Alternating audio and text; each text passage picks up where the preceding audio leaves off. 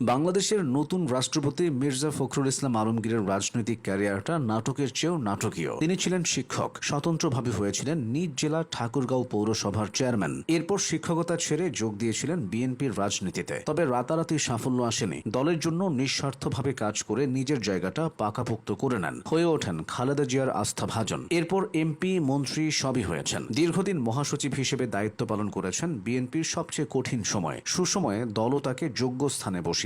তাই মির্জা ফখরুল ইসলামের রাজনৈতিক ক্যারিয়ারে অপূর্ণতা বলতে কিছুই নেই। সবকিছু শুরু হয়েছিল তার ছাত্র জীবনেই। তখনই রাজনীতিতে তার হাতে খড়ি, তবে সেটা ছিল বাম ধারার রাজনীতি। তিনি তৎকালীন পূর্ব পাকিস্তান ছাত্র ইউনিয়নের সদস্য ছিলেন এবং সংগঠনটির ঢাকা বিশ্ববিদ্যালয়ের SM হল শাখার সাধারণ সম্পাদক নির্বাচিত হয়েছিলেন। পরে 1969 সালের গণ অভ্যুত্থানের সময় তিনি ঢাকা বিশ্ববিদ্যালয় শাখার সভাপতি হিসেবে দায়িত্ব পালন করেন। ওই সময় রাজনৈতিক কারণে তাকে কারাগারেও যেতে হয়। তার কর্মজীবন শুরু হয় দেশ স্বাধীনের পর 1972 সালে BCS শিক্ষা ক্যাডার হিসেবে ঢাকা কলেজের প্রভাষক পদে। পরে রাষ্ট্রপতি জিয়াউর রহমানের আমলে তৎকালীন উপপ্রধানমন্ত্রী SA বারীর ব্যক্তিগত সচিব হিসেবে দায়িত্ব পালন করেন মির্জা ফখরুল। 1982 সালে SA বারীর পদত্যাগের পর তিনি আবার শিক্ষকতা পেশায় ফিরে যান। ঠাকুরগাঁও সরকারি কলেজে কর্মরত অবস্থায় তিনি সরকারের পরিদর্শন ও নিরীক্ষা অধিদপ্তরের উপপরিচালক এবং ইউনেস্কো জাতীয় কমিশনে কাজ করেন। 1988 সালে তিনি নির্দলীয় প্রার্থী হিসেবে ঠাকুরগাঁও পৌরসভার চেয়ারম্যান নির্বাচিত হন। 90-এর স্বৈরাচার বিরোধী আন্দোলনের পর তিনি বিএনপিতে যোগ দেন। 1991 সালের জাতীয় সংসদ নির্বাচনে তিনি দলীয় প্রার্থী হন। 1992 সালে ঠাকুরগাঁও জেলা বিএনপির সভাপতি হন। পাশাপাশি তিনি কৃষক দলের কেন্দ্রীয় সহসভাপতির দায়িত্ব পালন করেন। 2001 সালের নির্বাচনে ঠাকুরগাঁও 1 আসনের সংসদ সদস্য নির্বাচিত হওয়ার পর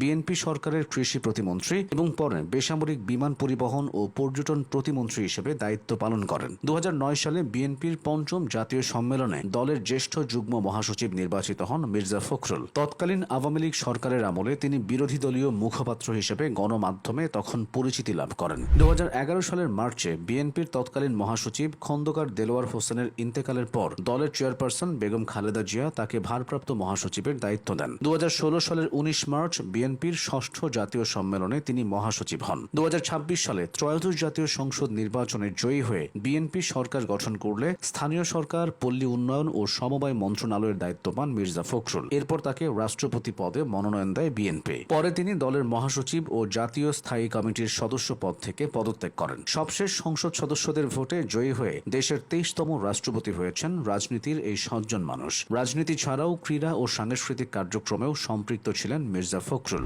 নানা সময় তার ব্যক্তিগত জীবন নিয়েও আলোচনা হয়েছে। মির্জা ফখরুল ইসলামের স্ত্রী রাহাতারা বেগম ঢাকার একটি বীমা কোম্পানিতে কর্মরত। 2 মেয়ের মধ্যে বড় মেয়ে মির্জা শামারু ঢাকা বিশ্ববিদ্যালয়ে পড়াশোনার পর সেখানে শিক্ষকতা করেছেন। বর্তমানে তিনি অস্ট্রেলিয়া প্রবাসী ও পোস্ট ডক্টরাল ফেলো। তার স্বামী ফাহাম আব্দুস সালাম বেশ পরিচিত মুখ। ছোট মেয়ে মির্জা সাফারু ঢাকা বিশ্ববিদ্যালয়ে পড়াশোনার পর ঢাকার একটি বিদ্যালয়ে শিক্ষকতা করছেন। মির্জা ফখরুলের ছোট ভাই মির্জা ফয়সাল আমিন ঠাকুরগাঁও জেলা বিএনপির সভাপতি। তার চাচা মির্জা গোলাম হাফিজ বিএনপি সরকারের সাবেক ভূমিমন্ত্রী, আইনমন্ত্রী ও দ্বিতীয় জাতীয় সংসদের স্পিকার ছিলেন। আরেক চাচা উইং কমান্ডার SR মির্জা 1971 সালের মুজিবনগর প্রবাসী সরকারে দায়িত্ব পালন করেছিলেন। সে যাই হোক, মির্জা ফখরুল ইসলাম আলমগীর নিজের যোগ্যতা দিয়েই এত দূর এসেছেন। এখন তার সামনে নতুন দায়িত্ব।